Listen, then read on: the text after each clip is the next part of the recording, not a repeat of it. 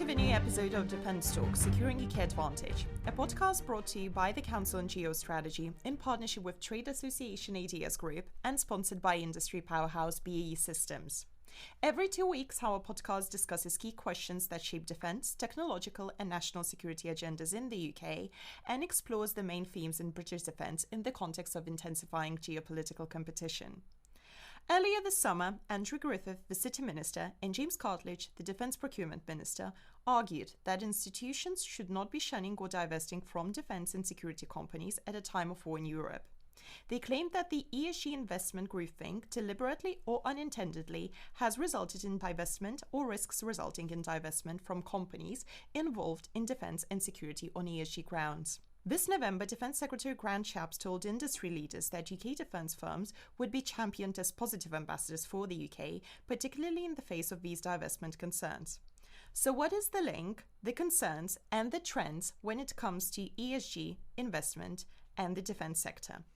I'm Victoria Starrick-Summerlin, co-founder and director of strategy at the Council on Geostrategy, and I'm absolutely delighted to be joined for this episode by Kevin Craven, Chief Executive of ADS Group, and Camilla Hughes, former ESG lead at Rothschild Co Global Advisory, to discuss ESG and defence industry. Welcome both. So let's start with trying to determine what ESG means. The UK's Parliament ESG APPG report, published earlier this spring, states that environmental, social and governance refers to non-financial criteria used by different stakeholders to judge a given asset's profile, such as risk, impact or onward trajectory, and that ESG frameworks facilitate flows of information that assist with informed decision-making, whether from an investment or an operational perspective. Kevin, you became CEO of ADS in April 2021, having served as a member of the ADS board for 3 years, including as ADS Vice President for Defence. Previously, you were also Chief Executive of Serco UK Europe, overseeing 6 businesses including defence, transport and healthcare. Could you please provide your perspective? What is ESG? So ESG is essentially a force for good in our society. Understanding how corporate entities and capital funds interact with the world that we live in and do things that are good for our planet, for our population and for the way that we operate. So ESG is important. One of the things that we do need to think about is how it affects companies that operate in specialist areas like defence. Defence is one of those things that is critical for our citizens, access to free speech, for the national security and for the way that we as a country react to critical threats facing all of us today. And interestingly, I think that the ESG landscape has changed, but we'll talk about that in a while. Camilla, you worked as an investment banker for companies such as Credit Suisse, Merrill Lynch and UBS. In July 2021, you were made the chair of the ESG committee at Glenworth Properties plc, and you also have been the head of ESG advisory and global advisory at Rothschild Co. Could you please provide your perspective? What is ESG? So in addition to Kevin, and just firstly, very good to be here today and discuss this, I think, ever-evolving topic. I would say that ESG is very much part of the kind of force that is around us that is promoting better disclosure, transparency and regulation, which feeds into the responsible investment community very strongly. In a way, I think you need to sometimes look at the G and the S and the E and some in a way separately. So, and to sort of, I think, neutralize this a bit. The G part is something not new to us. You know, compliance, regulation is something we've been very familiar with, especially in the listed community for a long time. And the compliance and the regulation around effectively a business, the way it's run, business ethics, is something where a company shouldn't be unfamiliar with that, and there's just some sort of enhancement around it. And obviously the new piece is the compliance of ESG around sort of the environmental piece and sort of carbon and carbon data. I think separately the S is very much about sort of, you know, protecting human capital and the productivity, and I'm sure we'll come on to some of that. And the E part has a sort of 10-year time box around it. So that's clearly where a lot of the focus is, because there's significant urgency around sort of global warming. So all of that, I would say, to summarise, is the sort of push factor for businesses to think about what they're doing, to be able to then talk about it, disclose it, and hence I think the enhanced regulation and reporting piece.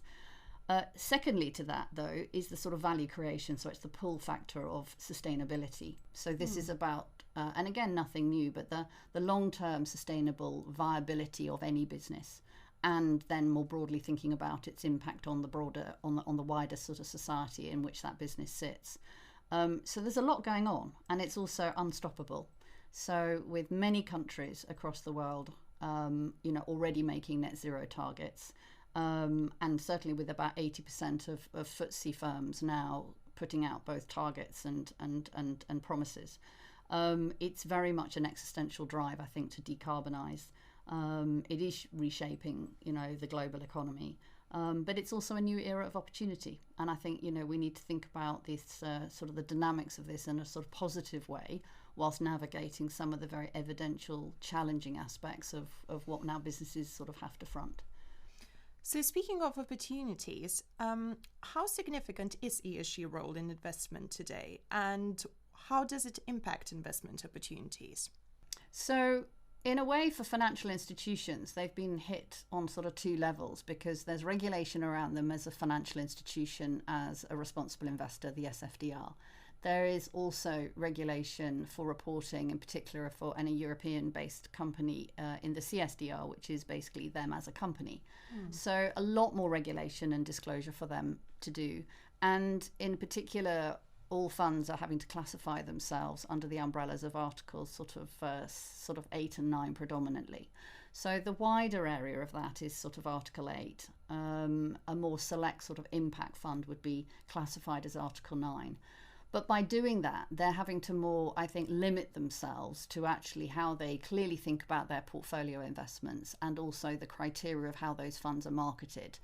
And that in itself kind of leads to some issues about the language that's used, the definitions that's used, the companies that fall within those definitions and therefore are investable as per their criteria in a particular fund.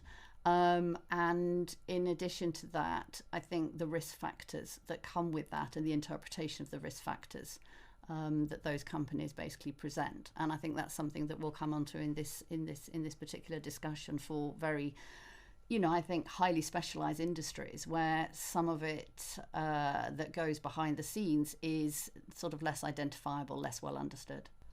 Kevin, I would like now to turn to you, and I would like to talk more about the current trends in defense investment and how the growth of ESG-driven investing has affected the sector in recent years. So I have some stats here with me, and I would like to quote a few facts. Barclays announced in 2021 that it would divest its entire 12 billion defense portfolio.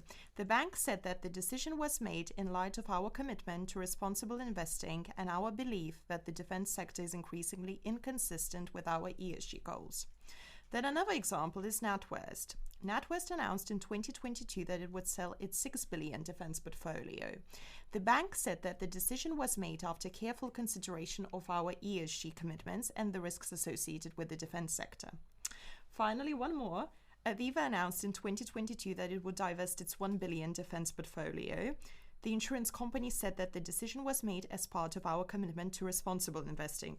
So what is going on here? It seems that investors and banks have some substantial concerns over the defense sector and its ESG credentials, no? I think that is clear that they do have. And I mean, if we broaden those stats out, I mean, I think over 44% of global investment funds have some form of ESG wrapper around them. And many of those would exclude defense stocks on the grounds of those ESG wrappers. That's a very substantial number. It is, and probably importantly that number has grown substantially, obviously, and over sort of the years from 2016 on, I think the rate of growth was roughly 17% per year. Prior to Ukraine, that was the case. Since Ukraine, that rate of growth has dropped, as people have realised that actually that trend, if unchecked, could have unintended consequences for our defence companies and the way they operate. So obviously limits to their access to capital funds could cause difficulties downstream. And so both for our large defence companies and for smaller companies, SMEs for instance, these investment trends have some unintended consequences that could be quite serious. So what are those consequences? So, and they're more noticeable at the SME end of the market, to be clear. But clearly, if you've got over half of the investment capital in the globe unavailable to defence sectors, it is a limitation of the capital that they're accessible to. Though I don't want to draw the conclusion that that's why people won't invest in defence stocks, because that would be wrong. There are many other complex factors, including the investment fundamentals of how those companies are run, how they invest, how their revenues and profitabilities perform. But it is an unhealthy trend that limits the ability of the sector to innovate and grow. Downstream of that, suppliers are struggling with access to retail finance products, even in some cases anecdotally to where personal bank accounts are being refused on the grounds that they're involved in the defence sector, landlords refusing to rent premises to companies in the sector, and so on and so forth. So there are a number of consequences of this much broader trends that are worth thinking about. And because it's a nuanced, complex issue, combating it is also not as easy as it could be, but something that we're working very hard, collaborating with the investment community, working with the government, both in terms of raising awareness of the issue and thinking about ways that we could help. Camilla, in your view, what are the main reasons? Why are we seeing these trends? So I think in a way we've landed the sector by virtue of all these goings on in a sort of value trap, because whilst there may be funds and institutions who feel sort of less passionate or less regulated around ESG, if there isn't a market and a buoyant market or a demand for certainly sort of listed stocks, then you don't actually necessarily see a sort of flight of capital to those ideas.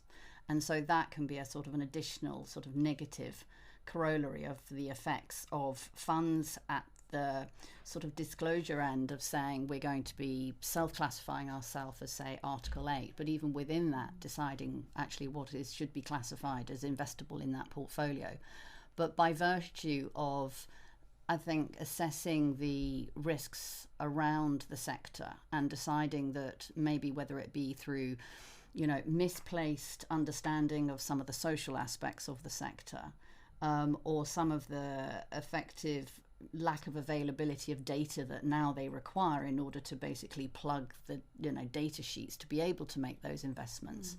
They feel that it's an avoidable investment, because actually they're not going to miss out on performance, they're not going to miss out on returns, because if there isn't a kind of a flood of capital coming from other areas, they're not going to kind of be not going to need to chase after that. So I think that has some sort of very unintended consequences of actually trying to very substantially, in a way, control or influence the flow of sustainable capital to these activities.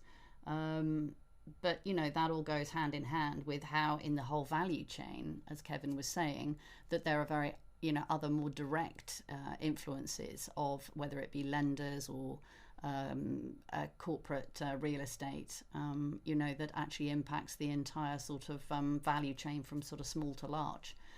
It is difficult, and obviously all of that comes at a sort of significant detriment to the fact that these businesses are sort of upholding safety and security, and a lot of the labour market too. Have you noticed any changes since the reinvasion of Ukraine back in 2022 in February, or for example earlier this autumn in October, Hamas attacked Israel? Have there been any changes in these trends because of these events? I don't know about you, Kevin. I haven't seen any latest sort of updated data in the last few weeks since the Hamas attack, but Certainly, I think unexpectedly, we saw the data actually sort of conversely behave, which was to actually, in between 21 and 23, we've seen a doubling of the exclusions with the defence sector within portfolios. And that's a statistic that sort of is qualified in a number of broker reports.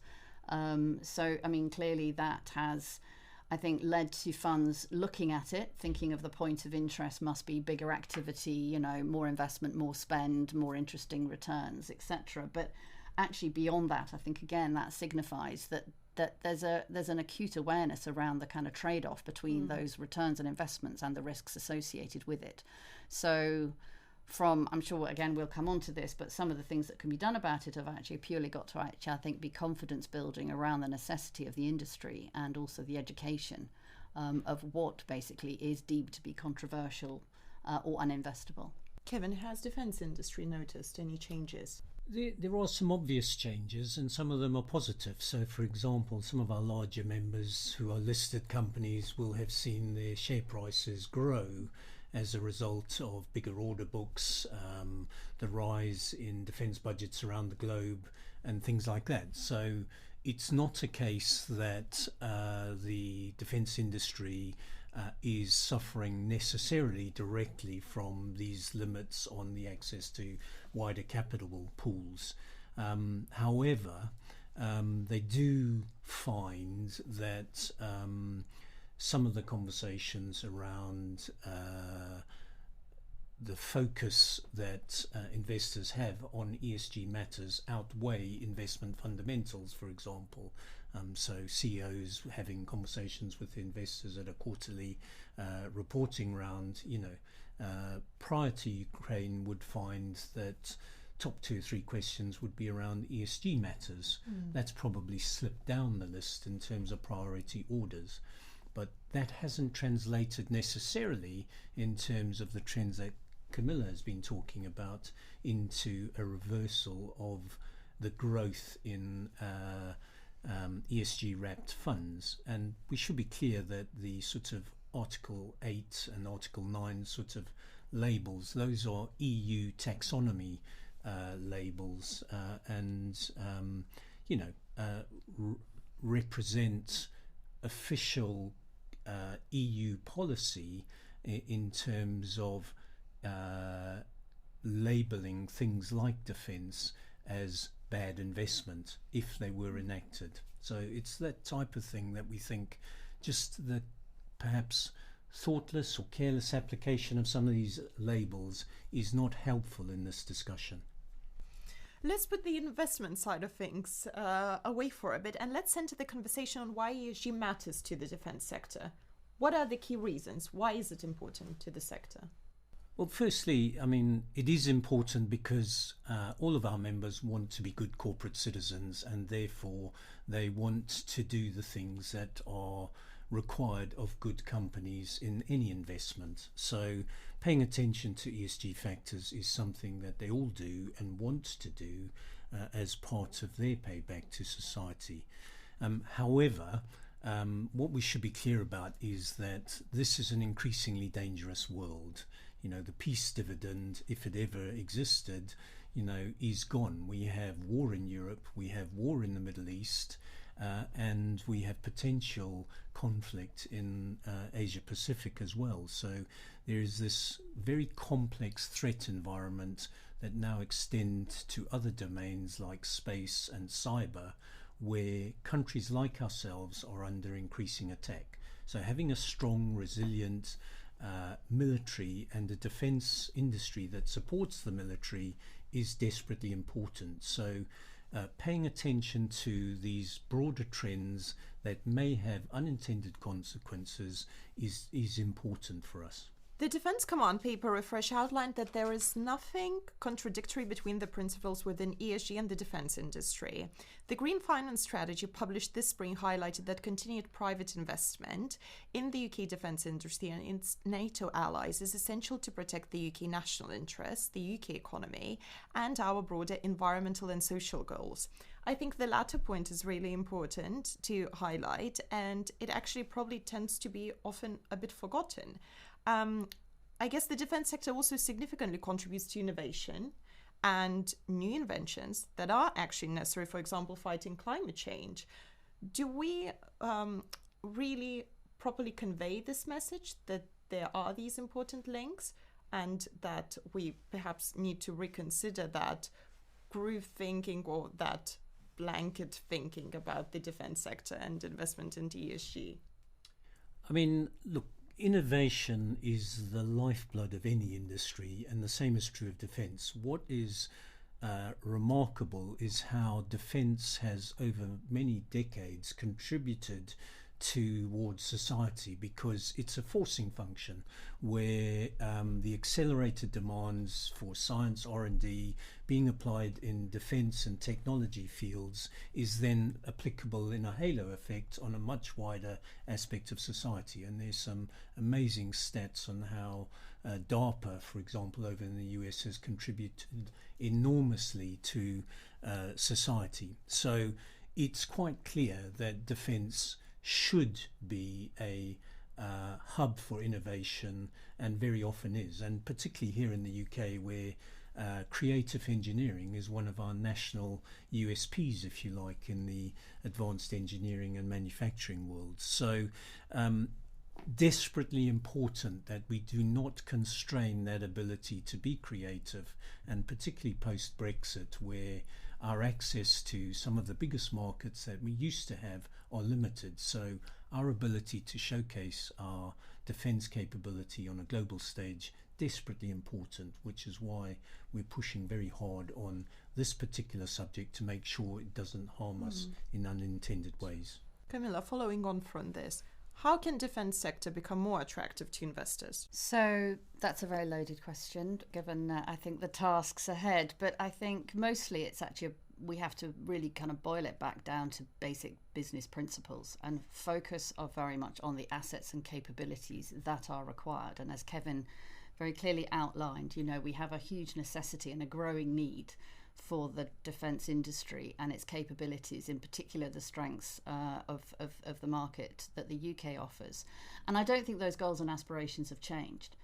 But clearly, with the need to actually decarbonise and the pressures around the sustainable flow of capital, and in addition to that, the pressures on businesses to report against GHG emissions targets, it is about the roadmap and how do we get there, and certainly what happens in the next 10 years. So I would echo the fact that we've got, sort of a supremacy of innovation and technology in this country, and we need to really lean into that.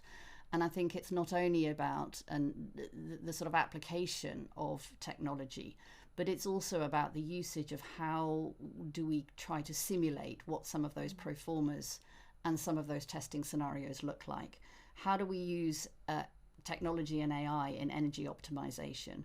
And also how do we actually use sort of adaptive learning to basically enhance the productivity within the industry, as the same is applied to many other sort of manufacturing based businesses.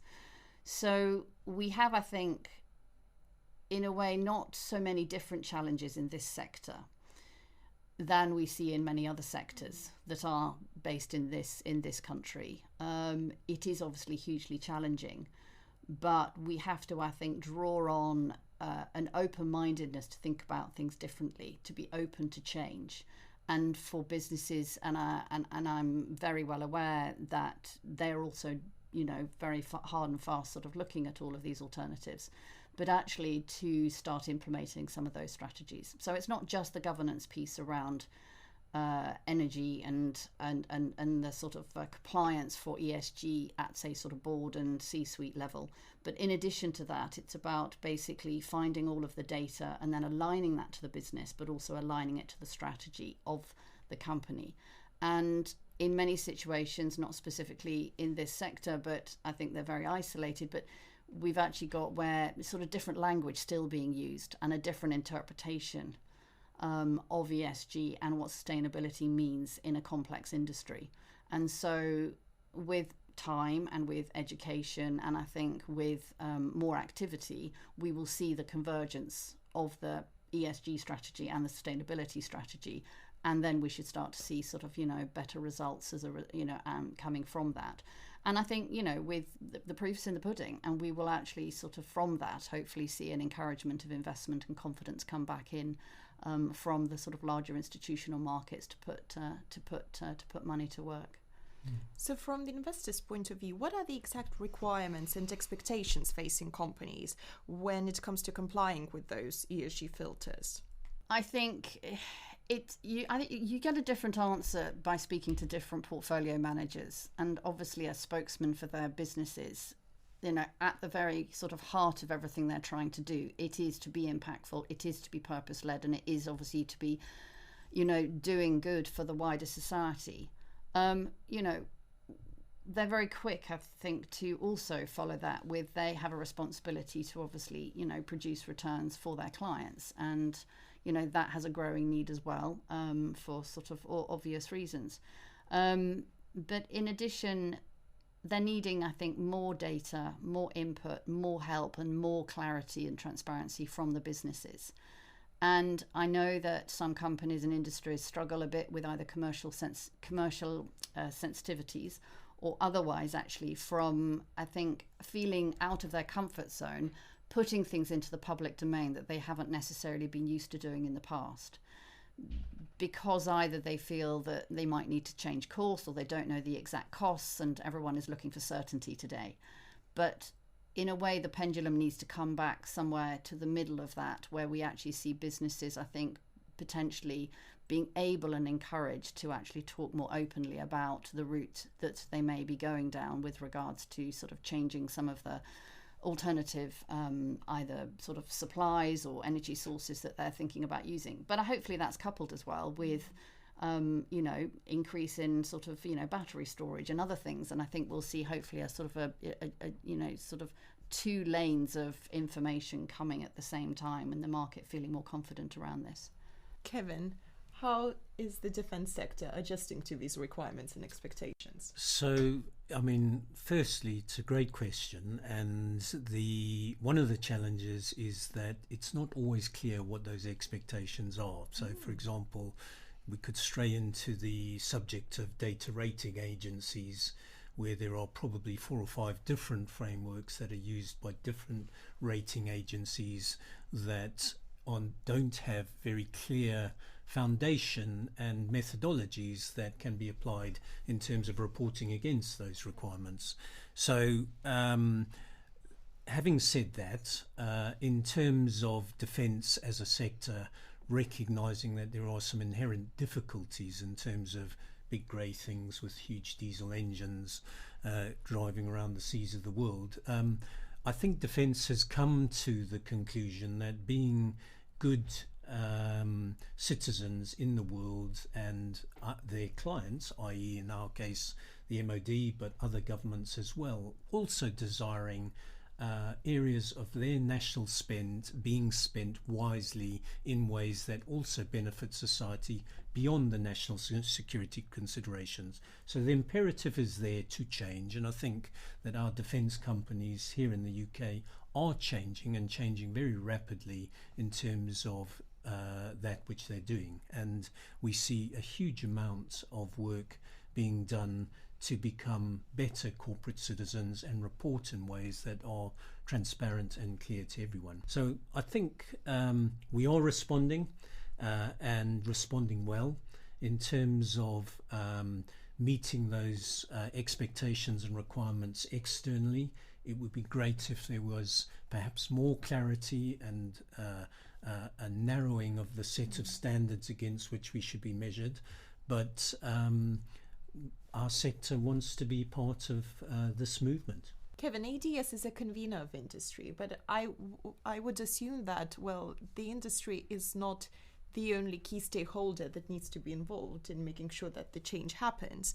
And we probably need a wider effort here.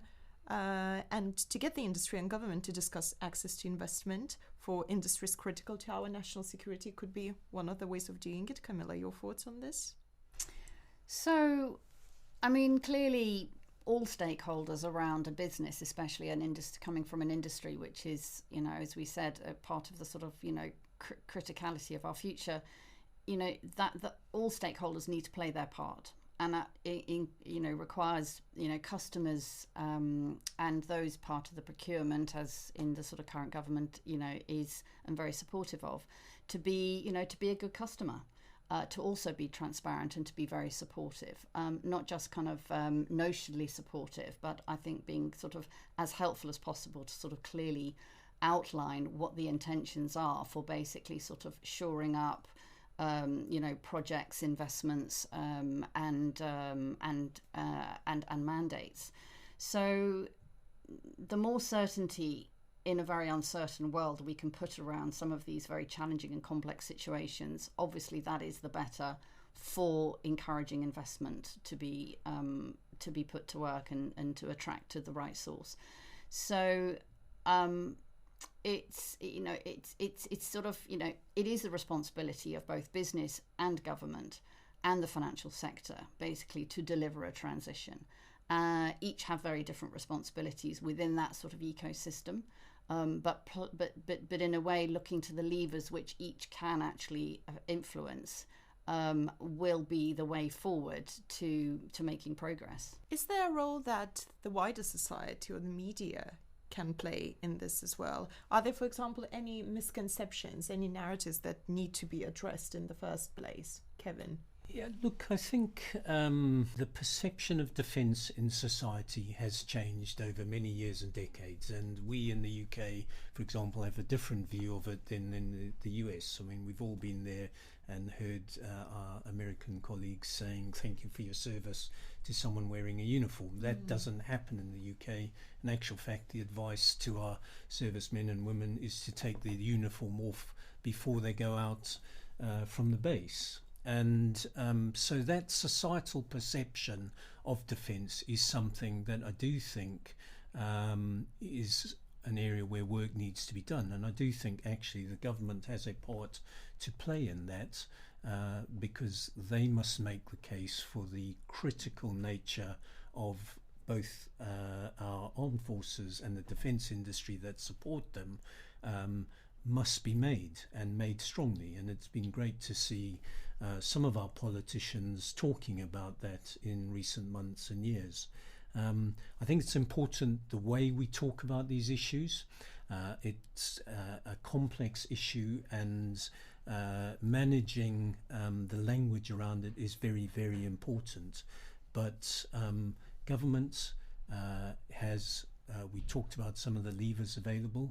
Government has legislation, has regulation, and can also convene disparate sectors like finance, investment, defence and other sectors together in order to find ways to mitigate some of these unintended consequences.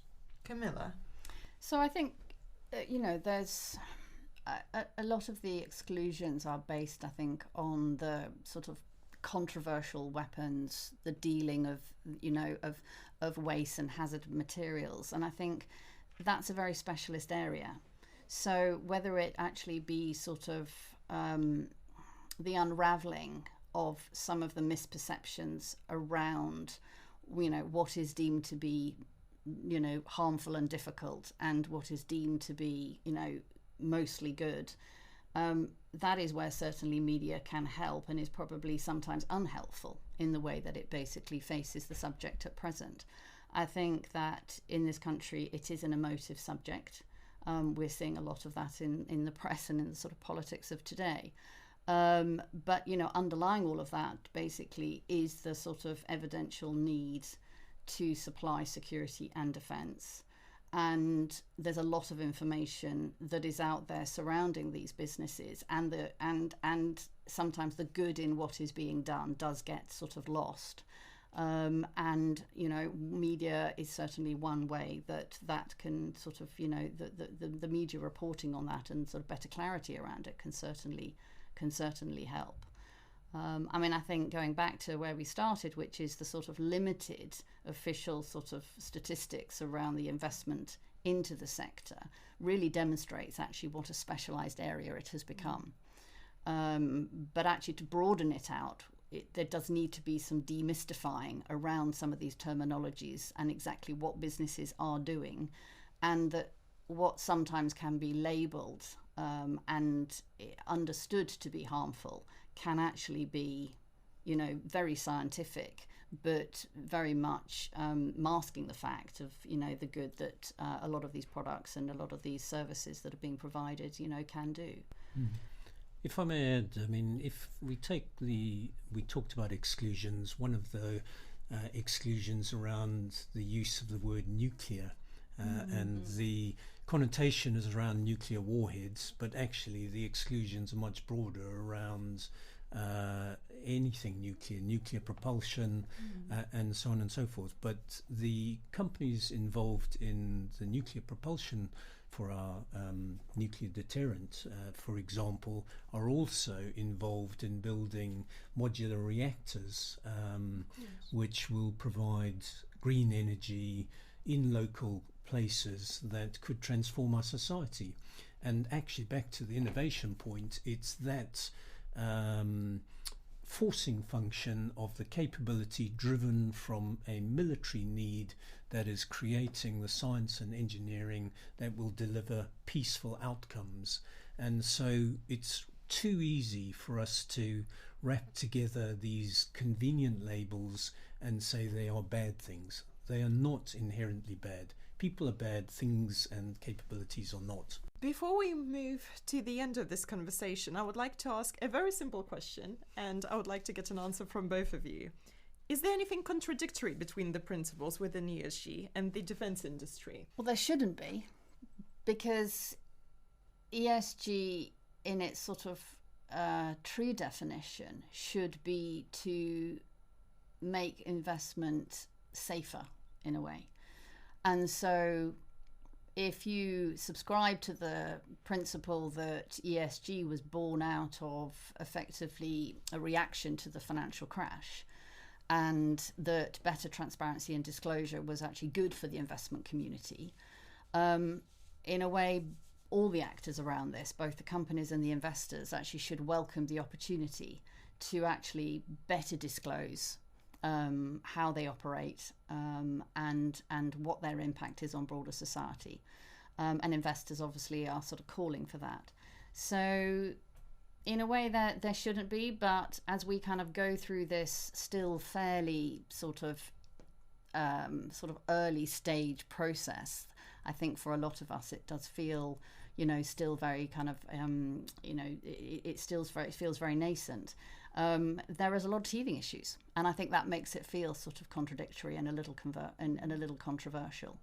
But in a way, ultimately, we're all kind of ending up at the same. We're wanting to end up in the same place, which is basically with responsible investment, less exposure to controversy, a stamping out of an upholding of human rights, better transparency around supply chains.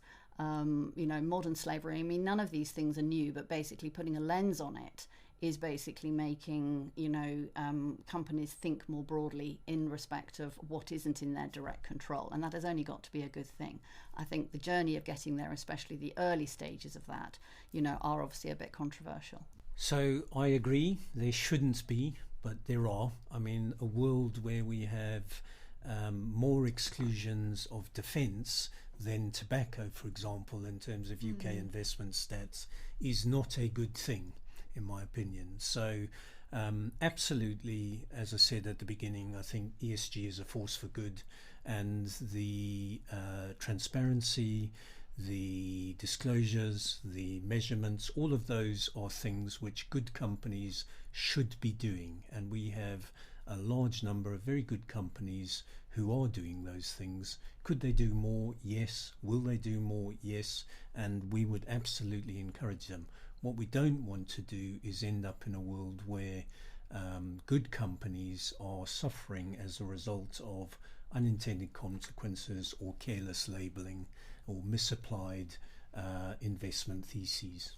It's always difficult to predict the future, but let's try to think which direction the process might take. Will we see a better investment environment and defense industry benefiting from it, or will we see a negative trend in the upcoming years? Well, I'm an eternal optimist, so I think it's only going to improve, because I think with the adoption of better technology, both within the businesses and also mostly actually around that kind of data acquisition, and also the understanding of what that data has, which has a real value in itself, that is going to promote the benefits of ESG and is going to open up the doors, I think, to realizing that some of this sort of generalization and homogenous use of ESG language and ESG ratings and scorings really actually hasn't served well the needs of very specialized industries. So what does feel like a movement around some certain sectors and the need for them to have support in terms of, you know, specific analysis for understanding their ESG strategies, I think that will lead to better outcomes, because I think there's a desire from all stakeholders to want better outcomes. I think investors see the opportunity but are nervous. But if we can actually have a combination of better data, better disclosure, more use of technology, and leaning into all things basically that the UK is very good at, then I would hope, and I do believe, that in the next few years we will see that sort of have a positive outcome. I mean, you know, it's never linear, so we might see a bit more of a bumpy ride, and that's where, you know, human reaction, behaviour, you know, comes into play there. But you see that in the market. I mean, clearly what is also holding back just generally sort of the green transition, and there's a lot of rhetoric around this at the moment, is obviously the sort of stable, you know, is the global economy stable enough in its growth path? You know, what is the general cost of funding, and the kind of complexities of actually affording the capex around the need to transition. But I think when we look back, we will actually see definitely an upward trajectory, you know, maybe with a few sort of bounces along the way. Kevin, will it become easier for defence industry to secure investment? I think it will improve. I agree with Camilla that it will do so. I think that this debate is an important part of that. Some awareness, some education around the unintended consequences of some of these things. I believe that we still have work to do for our smaller organisations and SMEs, where I think their access to retail financial services is challenged because of perhaps the misapplication of some of these themes and ideas. Kevin and Camilla, thank you very much for your time and a fascinating and detailed discussion about whether defence is aligned with ESG objectives and how we can make sure the sector does not lose out on the investment that is crucial for securing the UK's security and innovation advantage. And thank you very much to our listeners for joining us today. If you would like to submit a question for our next episode, please email them to defencetalks@geostrategy.org.uk. And to find out more about our podcast and upcoming episodes, please visit www.geostrategy.org.uk or send an email to defencetalks@geostrategy.org.uk. Until next time.